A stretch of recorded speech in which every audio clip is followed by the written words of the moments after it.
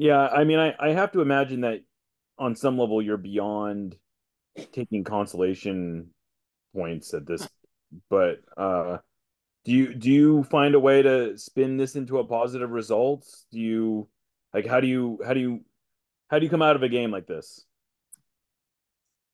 Well, Jeremiah, the reality, the fact of the matter is we've won one game this year. And so that's where we start from. I'm pretty pragmatic. I mean, it's that's we can't deny that.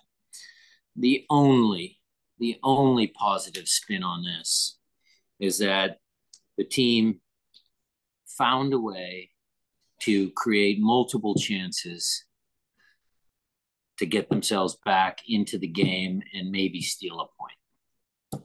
Now you could say that the two goals, if you're going back to reality, you could say that the two goals, the margins are so thin in MLS, and those two goals, I believe, you know, maybe we could have done a better job, including myself, because we had talked about, when we got the red card, when we took the red card, did we want to push Josh back right away? Because we did that at home and we did a 5-4-1 or a 5-3-1. And, maybe having an extra guy back in there to help deal with Benteke, who's a handful. Maybe that was the case for the second goal. But you are absolutely correct. I'm running out of things to be positive about, other than the fact that our team, your team, our team, my team showed some character. They showed a ton of character today, and I'm very proud of them. Next question, we'll go over to Jada. Thanks. This might be a little bit of a repetitive question, Ryan, but I mean, you get a good start, you get a goal, but then again, things, change immediately, with the injury and then the red card. Can you kind of talk a little bit about the decisions that you made as far as who would go where and, how to kind of plug some of those holes? And I'm imagining that the Philly game played a part of it too. Philly game played a definite part into it, Jada. It's a little bit more challenging when you have to start these people. I thought the sub for Obed Domasovsky certainly was maybe a little conservative, but we're 1-0 away from home. And Jordan certainly provided us some moments where he was able to stretch the field. So I thought that was okay. I didn't want to take Leo Chu out. I thought he was good. He obviously scored the goal, but we had to do that when Steph came. Steph got the red card, which I don't believe was a red card. And then putting Raul on was a good move. I think that was a little bit of managing people, because Jordan needs to play against Philly. Raul needs to play against Philly. So we're trying to manage minutes. But again, overall, I would go back to the players I put on. Jonathan Bell, a specific shout out to that kid who hasn't really seen any minutes, came on and did a tremendous job. Cody's effort and application. Paul Rothrock, Christian had a monster game in the second half. I mean, there were a lot of guys that put it in tonight. All right, Maz, over to you, and then we'll take a few in the room with Kevin. Maz, go for it. Okay, so Brian, yeah, how as a coaching staff, how then do you, take the metrics or the effort, the attitude, and yet results, right? Without just shuffling the deck every game. How do you that fulcrum? What what then are you now going to measure, or what metrics do you now use? Because as you're saying, results is what's needed, and the players obviously want to get the results, but Well, I mean, the metrics are we're going to go through the same process that we've done for many years here and had many years of success. We're going to watch the film. We're going to take a, calculation from the physical guys as to who's in what condition, adjust their training sessions so that they're fresh for Philly. Then we're going to go over the tactics. Did we get the tactics right? Start the game. What are the tactics going to be against Philadelphia? How are we going to maximize our players' performances? We're going to run through the same process. I mean, again, we seem to be extremely snake bit, and we got to stop shooting ourselves in the foot. Because we have to accept responsibility for the position we're in, for sure. But again, I have faith that we can figure it out. And the players, we're hearing players saying, "Hey, we can't wait to get back on the field." That has to be something that you can draw upon, because that's what both of the players were saying. They were ready to get back on the field. Can't wait Sure. for Tuesday. Sure, because they know they played well, even a man down. Now, we would have liked them to play a little bit smarter when we're leading 1-0. I mean, there's the reality check for the group. That's the one that, when I watch the film, somehow, how do I give that message to the group? Because at 1-0, especially away from home, you must dictate tempo, even though that's challenging at times. Because DC's tactics were very clear. Maz, you're the tactician. It was very clear. They were going route one direct into Benteke. And so at that moment in time, when we scored that goal, we need to be able to counter their tactics, which was a little bit better ball possession and taking some of that sting out of the game. Thank you. Kev, over to you in the room for the questions that are in there. Coach, strong attacking performance in the second half, even if you didn't get the goal. I'm curious, what was the system you were playing in the second half that looked like maybe it changed a couple times, or was it just very fluid? It was 5-3-1, which is the same that we played when we went down against Vancouver. And Christian made it look different because, again, Christian's performance was monster. He's playing right wing back, but he was playing right wing.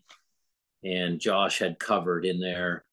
We went back to, in our preparation for this game, we had gone back to that game against Austin where Josh had played on the right side of Yaimar when we had the 5 teenagers and Raul came off the bench and scored and, stuff like that.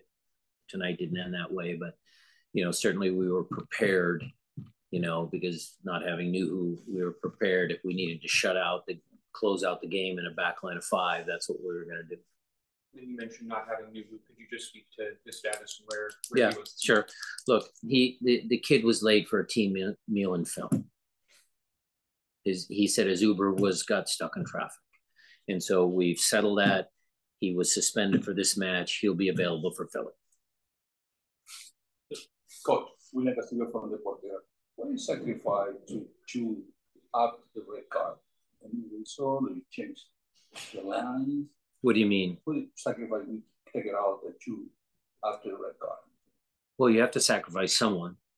I mean, you can't play without a goalkeeper. So, he unfortunately was a guy. It's 2 already games lost. Philadelphia lost already 2-1 from Tuesday. You have any plans? Will you change the strategy for the game? Well, we don't have much chance to change what we do in Philly because the team that stopped the game in the 6th minute is the same team that I have to start.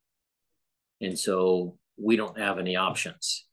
So that will be the starting group. And then as the game progresses, we'll see how it goes. Cool. You spoke a little bit about this earlier with the second half and some of the fluidity, especially on the wings.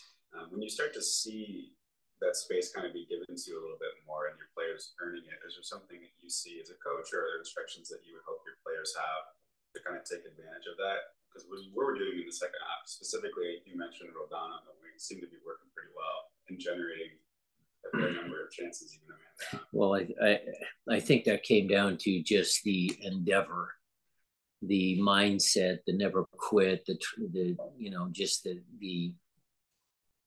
I don't know what's the right word I want to use, tenacity. The determination of the group to try and get back into the game is commendable. Now, were there specific tactics and stuff like that? Yeah, sure. Okay. We changed the formation, but those players did it on their own. They wanted to come back into the game. They felt they had a chance. They knew that they were creating some chances, even a man down. So it was player driven. All right, we'll finish things up here on Zoom. Owen Murray, over to you. Hey, Brian, thanks for your time. I just wanted to ask about the changes you made to the starting lineup in this match and what you were looking to achieve with that and what you identified from Vancouver. Well, it was just squad rotation. Again, Owen challenge was knowing you had to play with this lineup in Philly and on short rest. We wanted to give guys a couple, guys break so we can be fresh for Philly.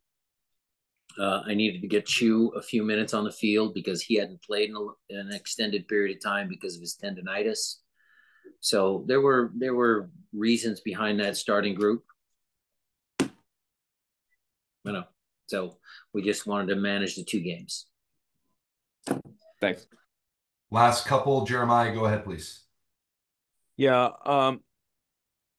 You've talked a lot about needing to or being open to change if things kind of got away from you, and it looked like on obviously your starting lineup was very different than what it's been previously.